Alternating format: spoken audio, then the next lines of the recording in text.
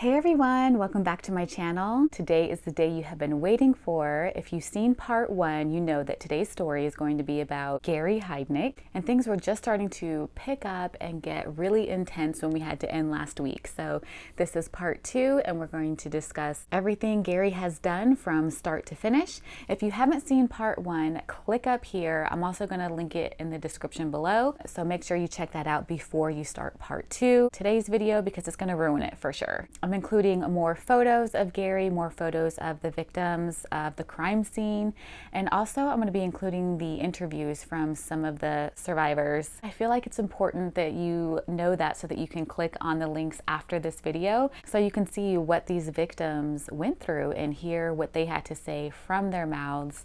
I thought it was really, really incredible to watch. So I'm also going to include Gary, the killer, his interview in the link below. So check those out. So today we're going to taste ice cream. It's summer. Here in Kansas, it's 98 degrees, so it's definitely appropriate. And I got a couple of different things here.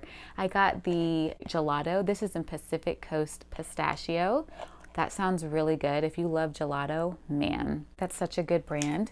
This is the Cheesecake Factory Salted Caramel. And then this was cool. This is just Kroger's brand, but this is Mermaid Sparkle. This is cotton candy ice cream with blue glitter swirls and candy bits. How fun does that sound?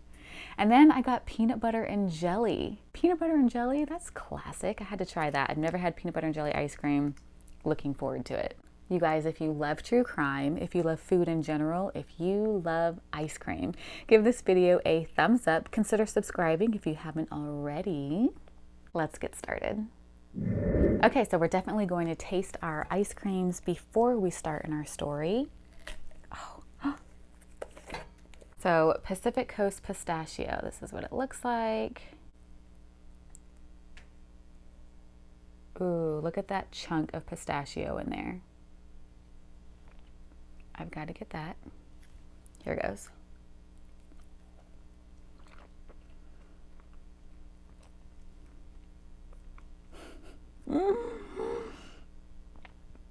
Cold. I just bit into it. That is so good. So this says recipe 15, dry roasted California pistachios and pistachio butter, carefully blended into fresh milk and cream. Whoa. I give this one an 8 out of 10. I hear when I'm like, oh, that would be too high, because I was originally going to say 9 out of 10. I'm just going to go with it. I give this a 9 out of 10. I think it's really, really good. Okay. Salted caramel from the Cheesecake Factory.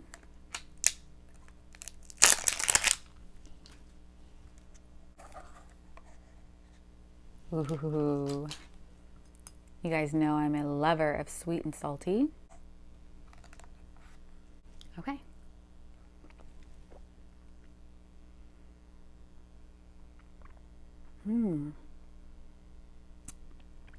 That is a really intense caramel flavor. I was not expecting that. We have chunks of something in here. What is that? What is that? So this says premium caramel cheesecake ice cream with a signature cream cheese blend, sour cream, sea salt caramel, and graham swirls. That's a lot more than just sea salt.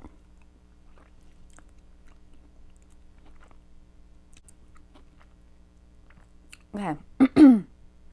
That intense flavor was the cheesecake flavor. I was not expecting that. This is good. It's the sour cream, because I'm like, it has a little bit of a bitter taste. I'm going to rate this one a 7.5 out of 10. It's very sweet. Okay, so already this has some sort of blue jelly in the center. I guess I already read this one. Cotton candy ice cream with blue glitter swirls and candy bits. So let's try this. This looks really fun. It's like a blue jelly.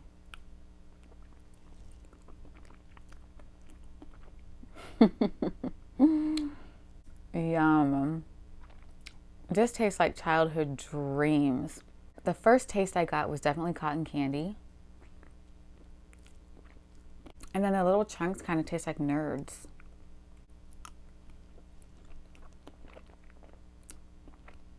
I can't stop eating it though. This one's really fun. It's good. Okay, peanut butter and jelly. You got your jelly on top already. What does this one say? Peanut butter flavored dairy dessert with peanut butter and grape flavored filled chips and grape jelly swirls. Okay, so we've got some crunch in here. I love ice cream with a good crunch too.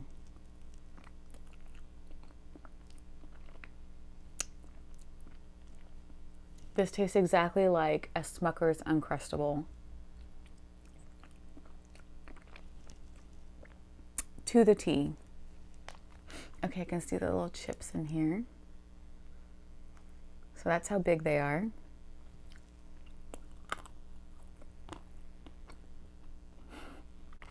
Did I rate this one? I'm gonna give this one, I think it's a step up from the cheesecake one, so I'm gonna give this one an 8 out of 10. That was really fun to eat. This one, peanut butter and jelly. You definitely have to be in the mood for peanut butter and jelly. I'm always in the mood for it, so I think this one also gets probably an 8.5 out of 10.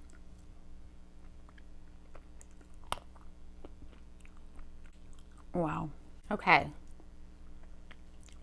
So last week we left off at the part where Gary took Josephina from upstairs and he bound her by her wrists and her ankles, took her downstairs to his basement. He beat her with a stick and shoved her in this little hole. They called it a pit that he just kind of dug in his basement. Now, just to give you an image of what the basement looked like, Gary liked to party down there. So he had a pool table, he had a bed. So after he threw Josephina in the pit, he put a board on top of it and then he put sandbags on top of that so she couldn't get out. And of course she was screaming and yelling for help. So Gary would put sandbags along the windows to act as a sound barrier, and then he would play like loud rock music, he said. So Josephina was in this pit for a couple of days, and then Gary brought down another girl that he had abducted, and her name was Sandra. Now Sandra was mentally disabled, and if you haven't noticed yet, he loves to prey on disabled people. Most of his church members that he took advantage of financially were mentally disabled. Of course, we know about his girlfriend, Anjanette, and Anjanette's sister. Josephine asked Sandra how Gary got her, and she said that she was going for a walk, and he offered her a ride. She got in, and then he hit her in the head, knocked her out, and then of course took her to his house where he brought her to the basement. Now, Gary would starve, beat, and rape these women, and he would make one watch the other get raped and vice versa. I think I failed to mention this, but it's 1987 at this point, and Gary brought in a third girl to the basement, and her name was Deborah. Now, Deborah was more of a fighter. She would spit in Gary's face, she would talk back to him, she would demand things from him that the women needed. They were down there for months, and they were not able to bathe. They didn't have a toilet to use and things like that. So Deborah was the one who advocated for the rest of the women and said, we need tampons, we need toilet down here. And she didn't really back off from Gary. So finally he caved and felt like he needed to make some changes for these women. And he got them a portable toilet, the tampons they required, and then allowed them to bathe.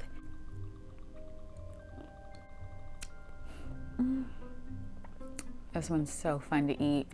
The texture of this jelly. Josephina said that Gary was very unpredictable. You never knew what type of mood he would be in when he came down the stairs. And the girls could hear whenever he were to leave the house, when he was coming back into the house. And so they would scream for help and get really loud when he would leave. And Gary also held his church service upstairs. I don't know if it was just a Bible study or the actual church service, but the congregation would come to his house and converse upstairs and do their studying or whatever they did. Police did say that they didn't believe that anybody knew what was going on, and they were not a part of what was going on. Gary didn't want anybody to hear the women screaming for help, so he went downstairs and he put screwdrivers in their ears to stop them from hearing so well, right? So they wouldn't be able to tell when he was coming and going or when there were other people upstairs. Ugh, I can't imagine. Gary soon brought in another girl to the basement, and she was only 18 years old. Her name was Jacqueline, and she made number 4. It's said that there was a rank in the women. So Josephina was there first, so she was first in charge, and then Sandra would be second in charge, and then so on and so forth. So there was a structure that was built there, and it would put the girls against each other. A lot of times when they would go on punishment, it would be from one being in charge saying, hey, you need to do this per Gary, or you're gonna get in trouble. So she would be punished, meaning tortured. She would be starved. She wouldn't get water. And some of the forms of torture that Gary would use is putting a woman in the pit and then filling it with water a certain way. He would get an electrical wire, put it on the chain so it would electrocute them. Shock therapy is what he called it.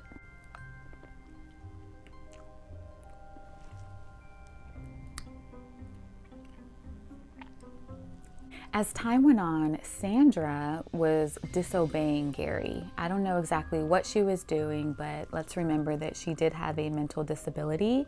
So I don't know what Gary was so upset about, or if she was getting in trouble by Josephina, who was the first in command. It's really unclear, but she was in trouble.